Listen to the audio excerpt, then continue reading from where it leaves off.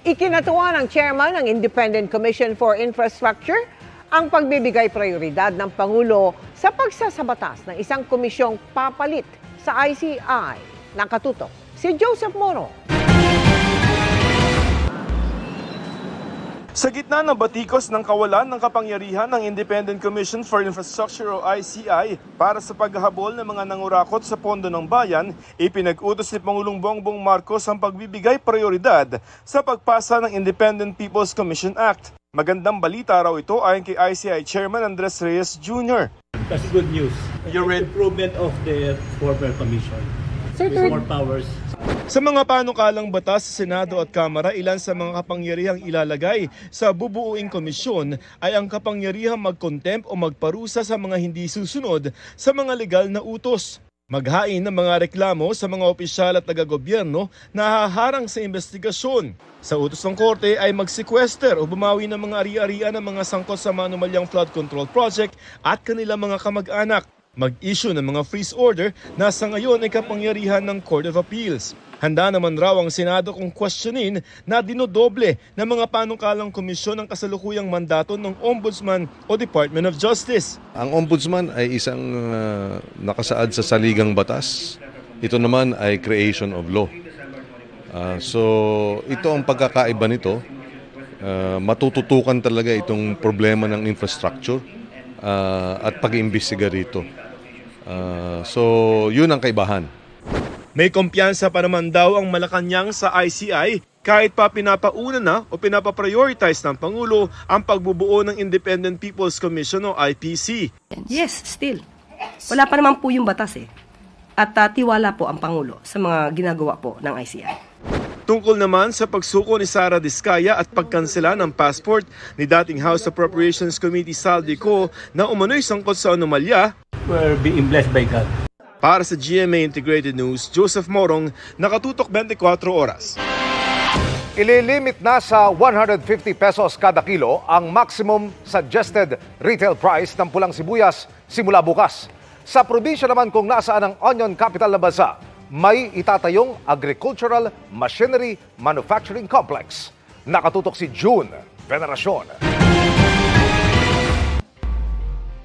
Sa loob ng 20 ektaryang lupain na ito sa Cabanatuan City, Nueva Ecija, itatayo ang isang multi-billion peso Agricultural Machinery Manufacturing Complex, ang kauna-unahan sa Pilipinas. Ang complex ng Korea Agricultural Machinery Industry Cooperative ang magsisilbing assembly at manufacturing plant ng mga gamit pang agrikultura tulad ng mga traktor. Ngayon kasi, puro imported ang mga makabagong agricultural machinery. I truly believe that agriculture is the soul of our economy. This is why we will continue to advance the agricultural sector with technology and the support that our farmers rightly deserve, suited to the demands of the modern world. I am confident that our nation's future will be more prosperous. The farmers' future will be more prosperous. Kasabay nito ay namahagi ang Department of Agriculture ng mahigit 40 four-wheel drive na tractor sa mga farmer beneficiary. Abutenga ang ngiti ng mga nabigyan na ang iba sa kanila ay ngayon lang makakaranas na makagamit ng modernong traktora. Malaking ginawa ito sa amin. Mapapagaan po yung aming pagsasaka. At least po yung mga kapwa naming magsasaka, may magagamit na po silang machinery. Sa harap naman ng mataas na presyuhan ng pulang sibuyas, simula bukas ay magpapatupad ang Department of Agriculture ng maximum suggested retail price o MSRP na 150 pesos kada kilo. Sa monitoring ng ahensya, nasa 225 pesos kada kilo na ngayon ang average retail price ng sibuyas sa merkado. Itinaas ang MSRP mula sa kasalukuyang 120 pesos dahil na rin sa mababang supply mula sa China, ang pangunahing pinagkukunan ng sibuyas at ang mahinang piso kontra dolyar. Iimbestigahan namin sila. We do issue a show cause order and i-trace natin kung saan ba o sino ba ang nag-profiteer. Ang anggulo na iniisip namin para baka pwedeng makasuhan is yung profiteering. Para sa GMA Integrated News, June Veneracion, nakatutok 24 oras.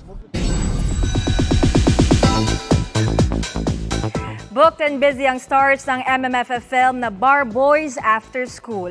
Kabilang dyan si Rocco Nacino, pinaghahandaan na ang kanyang second baby at si Will Ashley naman, busy rin sa iba pang MMFF entry na Love You So Bad. Makitsika kay Aubrey Carampel.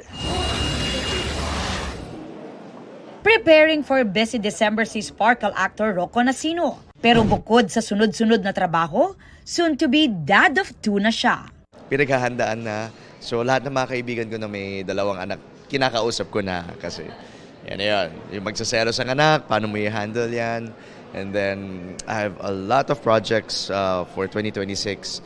Kaya iniisip ko na kung ganun na, pag nasa ganun level na, paano mag-spend time sa mga anak ko.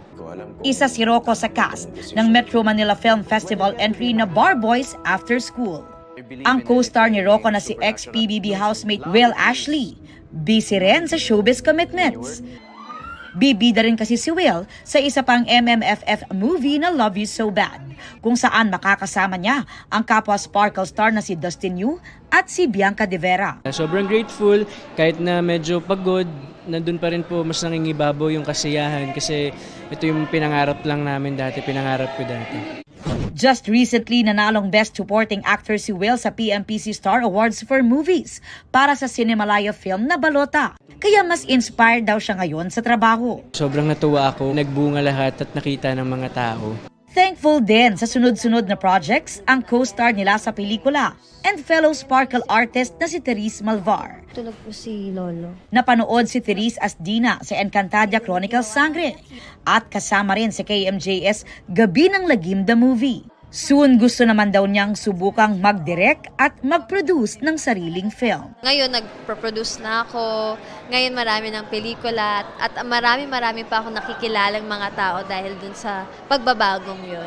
First MMFF movie naman ito para kay Sparkle and Baka love stream actor Bryce Eusebio na marami raw natutunan sa kanyang co-stars. 1,000 times I'm sorry. Nagpasalamat din si Bryce sa lahat ng sumubaybay sa Maka Love Stream na mapapanood na ang finale sa December 13. Wala kami sa nararating namin ng Maka ngayon kundi dahil sa mga supporters namin. Aubrey Carampel, updated sa Showbiz Happenings. Dahil umano sa pagsisinungaling at pagtangging sumagot, cited in contempt sa Senado ang isang Chinese na iniuugnay sa warehouse na nahulihan ng umano'y smuggled na karne. Nakatutok si Mav Gonzalez.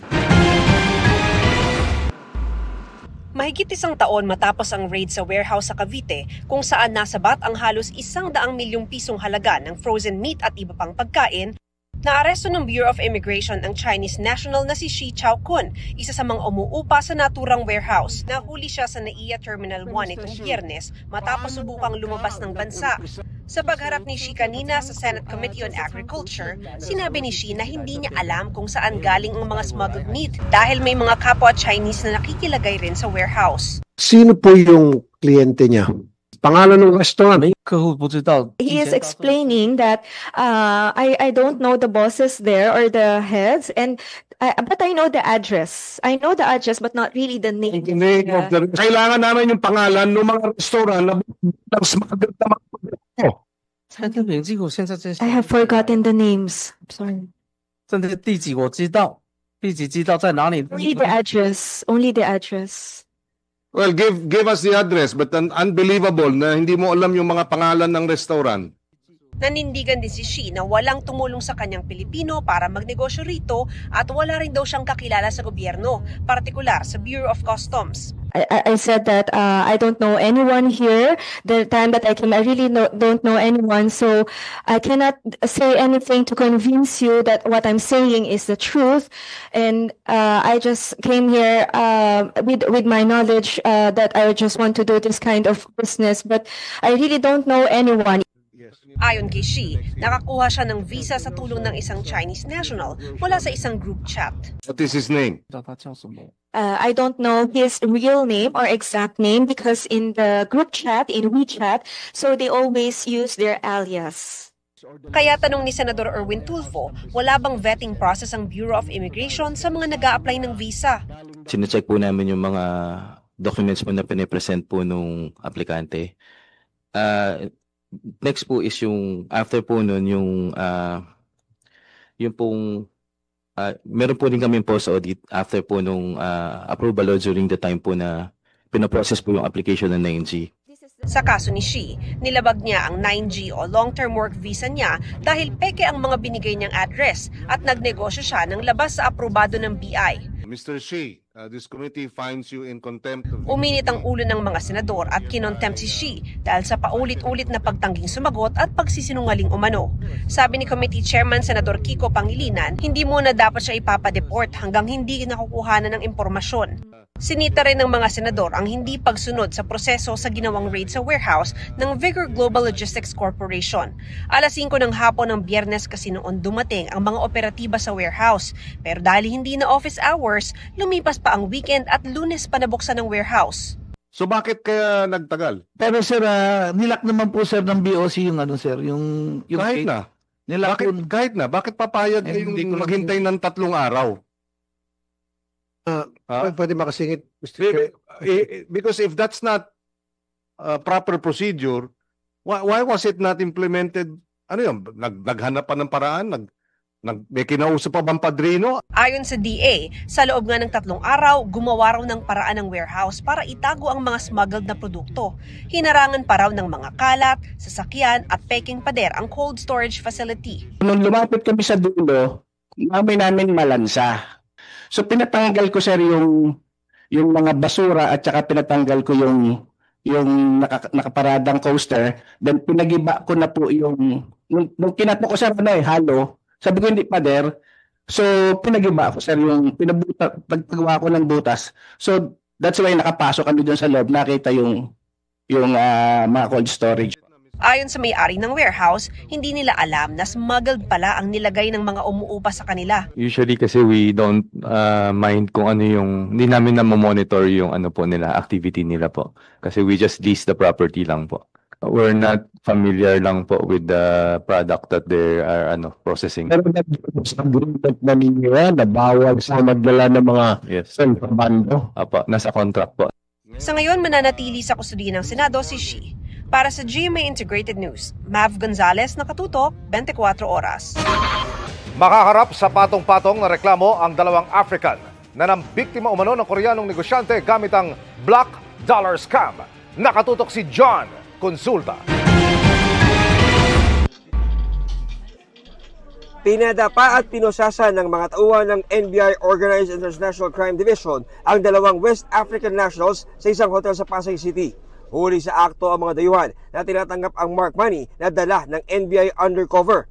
Naka-recover din ang mga operatiba ng mga paraphernalia na ginagamit sa Black Dollar Scam. Sumbong ng isang Koreanong negosyante, July ngayong taon nang magsimula siyang magbigay ng pera sa 2 suspect para raw sa logistics ng ipinangakong ilang crate ng ginto at ilang milyong dolyar na dadalhin raw sa kanyang negosyo sa Korea. Nang umabot na sa 10 milyong piso ang kanyang nabibigay, doon na niya napagtanto na na-scam na pala siya.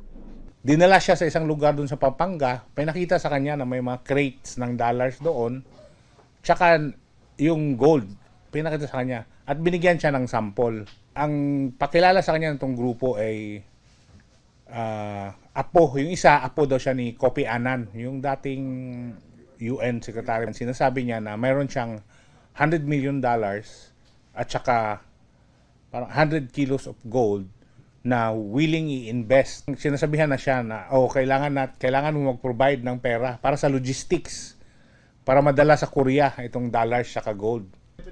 Napag-alaman pa ng NBI na lahat ng mga dokumentong ibinigay sa complainant ay peke. May record na rin ang mga naarestong dayuhan. Initial namin is parang may blacklist order tsaka watchlist order na itong mga to. At in fact, ang ginawa din namin, in-inquest namin siya sa fiscal. At the same time, sinabit din namin sila for inquest sa Bureau of Immigration for undesirability. Kasi, yun nga, pag available kasi itong mga kaso nila pag hindi natin to in-inquest sa immigration, magbe-bail lang to, manluloko ulit to. Dito pa sa atin. Wala pang pahayag ang mga dayuhang suspect na naharap sa reklamong estafa, illegal use of alias, use of falsified documents at money laundering offense. Para sa GMA Integrated News, John Consulta, nakatutok 24 oras. May ginto na agad ang Pilipinas sa pagsisimula pa lang ng 2025 SEA Games. Pero sa gitna ng kompetisyon, pinauwi ng Cambodia ang lahat ng atletang ito. Kasunod yan ng tensyon sa border ng Cambodia at Thailand. Nakatutok live si Jonathan Andal. Jonathan. Vicky, sawadikap. Mula po rito sa Bangkok, Thailand. Sa mga oras po na ito ay nakaka-8 medalya na ang Team Pilipinas dito sa 2025 Southeast Asian Games. 6 na bronze, 1 silver at 1 ginto. Napatakbo sa saya ang 23 anyos na si Justin Kubi Macario kasama ang kanyang coaches nang masungkit ang unang gintong medalya ng Pilipinas sa 2025 SEA Games. Nagulat din po ako kanina na ako po yung unang gold ng Pilipinas po and sobrang saya po. Naging confident naman po ako sa pinakita kong routine and yun po, parang minanifest ko na akin na po yung ginto. Suabe ang bawat galaw at sipa ni Macario sa freestyle pumsay ng Taekwondo, kaya nakakuha siya ng final score na 8.200. Pangatlong SEA Games na ito ni Macario. First time rin niyang sumali sa individual category dahil lagi siya sa team event ng Taekwondo. Hindi ako sanay, sobrang iba po kasi sa court may makikita kang mga kasama mo, ganun. Kanina mag-isa mo lang, ganun. Parang sige, hindi lang para sa akin to, para sa country, sa lahat ng mga sumuporta pa sa amin. Yun po yung mindset ko. Ang ganda nung nung character niya, saka nung pagkakagawa niya, na-amaze ako habang gumagalaw siya. Parang ibang-iba siya dyan. Dahil gintong medalya, sigurado na ang incentive ni Macario na 300,000 pesos. Sigurado yan. Meron pandagdag yan. Meron pandagdag. Galing saan, sir? POC, hopefully, from Malacanang. Ang unang silver medal naman ng Pilipinas galing din sa Taekwondo, ang trio nila Reyes, Alcairo at Corton ng men's recognized pumsay. Unang bronze medal naman si John Derek Farr sa men's mountain bike downhill event. Sa oras na 2 minutes at 43 seconds, halos 6 na segundo lang ang lamang sa kanya ng Malaysia na naka-silver at Thailand na naka-gold. Nag-improve po kahit papano kasi nababa ko po yung time ko yesterday ng 2:48 tapos ngayon 2:43. So malaking achievement din po siya para sa akin and I would say na hard-earned medal po talaga yung nakuha ko. Taas noong pumarada kagabi ang mga atletang Pilipino sa pagbubukas ng 2025 SEA Games sa Bangkok. Iwinagayway ang bandera ng Pilipinas ni na rising tennis star Alex Ayala at Brian Bagunas ng Alas Pilipinas. Suot ng nasa 200 atleta at sports officials ang modernong barong na gawa sa abaka, pinya, water hyacinth, kawayan at saging na obra ng Filipino designer na si Avel Bacudio. Surreal. Nakatulong din na nandun si Kuya Brian. I think it was just good vibes to be with the whole delegation, and I'm so blessed, and it's an experience of a lifetime. Ang ganda-ganda ng parada, ang ganda-ganda ng suot. I'm sure mataas ang moral. So simula ng laban. Kasama sa pumarada kagabi ang mga atleta ng Cambodia. Ang kapansin-pansin lang dito sa parada, yung delegasyon po ng Cambodia, yung pinakakaunti. Ayan o, kung makikita po ninyo. Meron po kasing sigalot ngayon sa pagitan ng Thailand at ng Cambodia. At yung Cambodia, pinull out nila yung kalahati ng kanilang mga atleta dito sa SEA Games na ginaganap sa Thailand. Pero kaninang umaga, lahat na ng atleta ng Cambodia ang pinull out nila. Sa sulat na ipinadala ng hepe ng National Olympic Committee ng Cambodia, sinabi niya sa Southeast Asian Games Federation na iuuwi na nila ang lahat ng kanilang atleta dahil sa seryosong pagkabahala at sa hiling na rin ng pamilya ng mga atleta. Sa panig naman ng Pilipinas, sabi ng Chairman ng Philippine Sports Commission, walang dapat ikabahala ang mga atleta nating kalahok sa SEA Games. I don't think we should be scared, and I don't think we should think about it. Ang isipin natin kung paano makakuha ng medalya, paano mag-enjoy dito sa Southeast Asian Games. Ilan sa highlights ng opening ceremony ang drone show.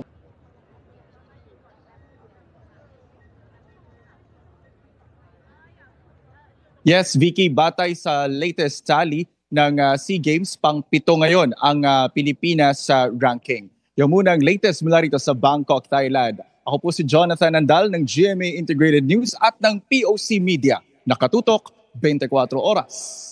Maraming salamat sa iyo, Jonathan Andal. Dumami ang bilang ng mga unemployed o walang trabaho nitong Oktubre ayon sa Philippine Statistics Authority. Tumaas sa 5% ang unemployment rate sa bansa o katumbas ng 2.54 milyon na mga Pilipino. Mas mataas yan sa naitalang 3.9% unemployment rate noong October 2024. Mas mataas din ang October figure sa naitalang unemployment rate noong Setyembre ngayong taon na 3.8%. Bumaba naman ang bilang ng mga Pilipinong employed o may trabaho nitong Oktubre, naging 95% mula sa 96.2% noong Setyembre. Pagdating naman sa underemployment rate, bumaba ito sa 12% o katumbas ng 5.81 million kumpara noong October 2024.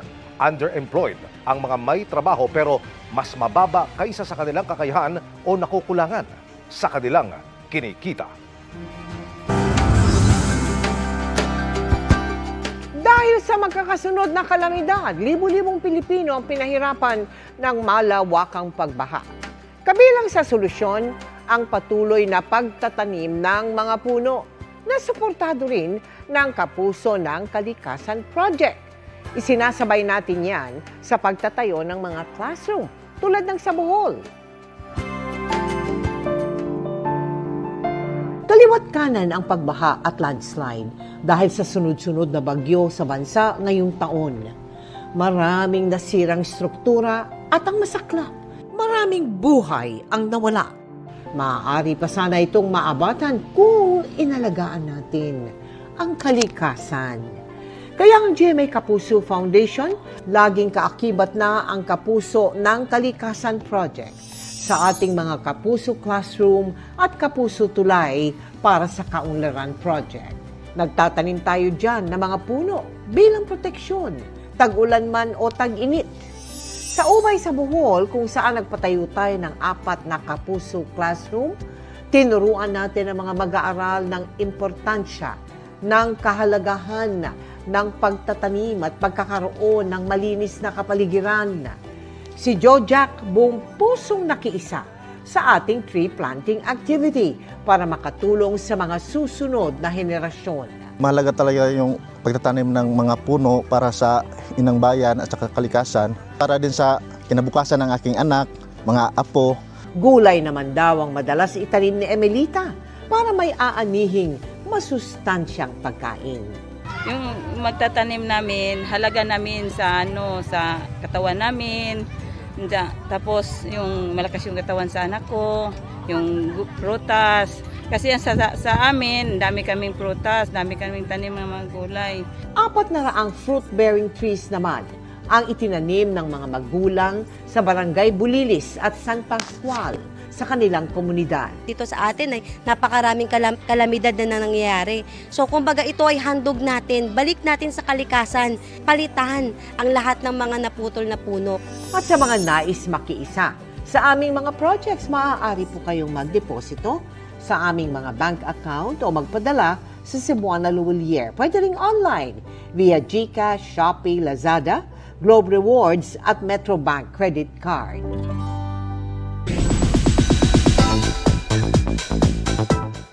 Exciting ang mapalapit na grand finale ng The Voice Kids. Ngayong ipinakilala na ang pambato mula sa Project Z, Team Believe, Jewel Squad at Benkada. Ngayon pa lang, very proud na ang coaches sa narating ng kanilang kitty talent.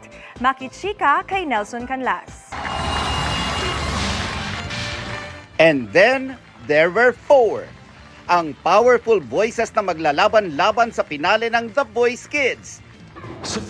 Sina Sofia Malyares ng Project C. Yana Gupio ng Team Believe. Marian Ansay ng Jewel Squad. At Gianni Sarita ng Benkada. Ang Project Z, kakaiba ang excitement.